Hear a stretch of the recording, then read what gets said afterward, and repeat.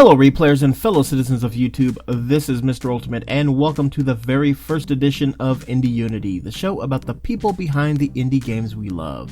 Today we meet a 6-person team of developers from the Republic of Korea, each with experience in AAA and indie games development.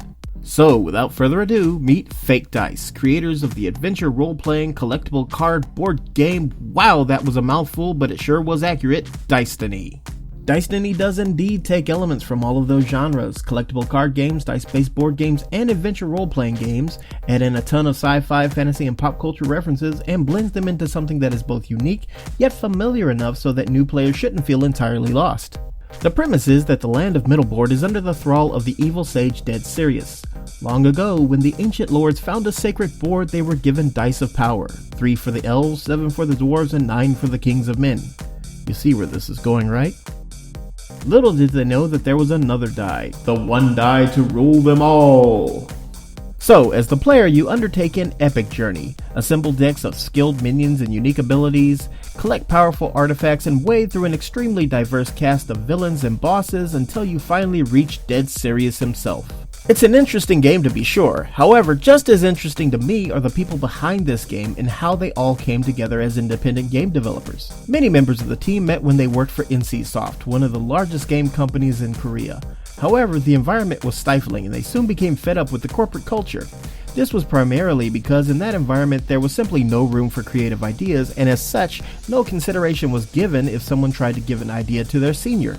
So, being tired of this environment of do as you're told and don't ask questions led several people to leave NCSoft and form their own studio, CodeBrush Games. The story of CodeBrush really deserves its own video, but I'll give you a brief summary. Their first and only project was a free-to-play PvP action game named Archblade, where players fought either in teams or in a free-for-all depending on the map. Players chose one of several characters, each with their own unique fighting style and action combos. While the development of the game was strong, CodeBrush struggled financially and was under pressure to implement a pay-to-win model, as the non-pay-to-win items weren't selling enough to support further development.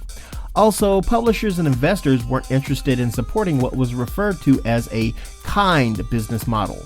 In an attempt to save the game and acquire the funding they needed, an Indiegogo campaign was launched but unfortunately was not successful. And so finally, on May 12, 2014, CodeBrush announced that they would no longer be updating and supporting Archblade.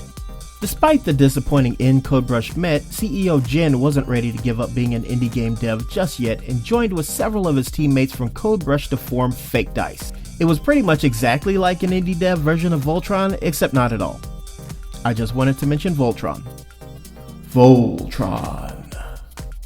Fakedice has built Dicetiny as a pay-to-play rather than free-to-play game this time around, and the player response has been encouraging, with the Steam community rating it as mostly positive by a roughly 4-to-1 positive to negative ratio at the time of this recording. However, despite using a pay-to-play model, Fakedice has still had to navigate its fair share of tricky financial waters.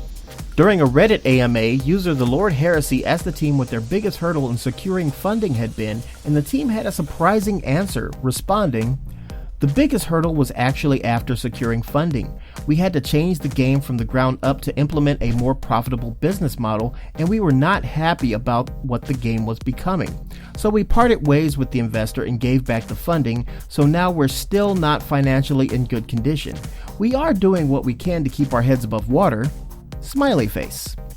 When I inquired what changing the game from the ground up meant, Mike Lee, marketing and community manager for Fakedice, told me that they were required to change the game into a mobile 1v1 PvP game similar to the game Everyone's Marble, which does look like a fun game but is basically Monopoly, and yeah, I can see why that was a deal breaker.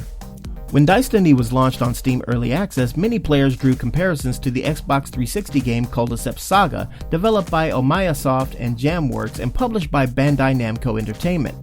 However, the similarities seem to be more coincidental and based mostly on the use of cards and a game board, as Collectible's actual gameplay is more akin to Monopoly, which seems to be a running theme all of a sudden. Weird. However, at the time it was brought up, only one member of the team had heard of and played Collectible Saga, but it's interesting to note that the team did notice the comparison, even acknowledging it in Dicetiny's Indiegogo campaign. Since its early access launch, the team at Fakedice has made many improvements to the game based on suggestions by players. In fact, MacLeod estimates that upwards of 60% of the tweaks in their last update were based on fan feedback. That update added many brand new features such as a new world map, relics, card storage, and the campfire that gives players access to a card shop between stages. The team hopes to implement even more new features in the next update planned for the second quarter of 2016. These include having multiple saves, a battle log, activating the relic hunter, increasing the deck limit to 20 cards, and reverting to rolling a single die per turn. To make all of this happen, the Fakedice team works tirelessly on both adding features and squashing those pesky bugs. So tirelessly, in fact, that the entire team only meets face-to-face each Monday, with 3 members of Fakedice working from home the rest of the week rather than spending several precious hours commuting back and forth. This started at Fakedice's previous office, which required some members to spend 2 hours on the subway just to reach work. And even though their new office has cut this down to only a 1-hour journey, the tradition continues because it seems to be working out just fine, and as they say, if it ain't broken, don't fix it. And there we have a brief introduction to an awesome team of indie devs, Fakedice.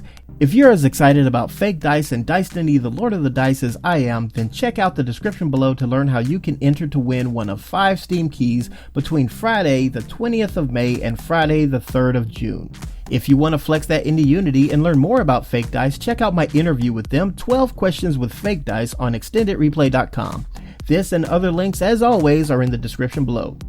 Also, special thanks goes out to marketing and community manager MacLeod for being so open and honest, as well as being very generous with his time, which is a precious commodity for any indie dev. Mike, you sir are a gentleman and a scholar. If you'd like to tell us what you thought of today's video or suggest a great indie dev you think everyone should be excited about, please do so down in the comments. On behalf of extendedreplay.com and the XRP crew, I want to thank you all so much for watching. This has been Indie Unity, and I've been your host, Mr. Ultimate. Thank you for joining us, and we'll see you next time.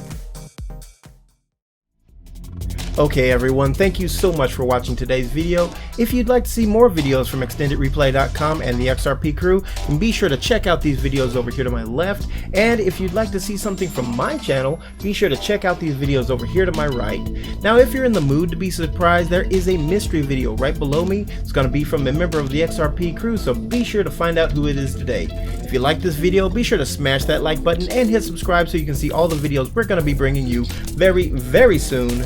In the meantime, we pray that you all love one another, and until next time, I remain Mr. Ultimate.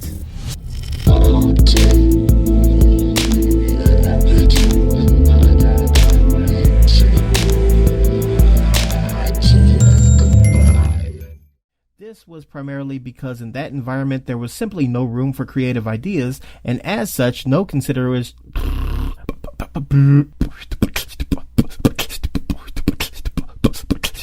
Many members of the team met when they worked for NCSoft, one of the largest game companies in Korea.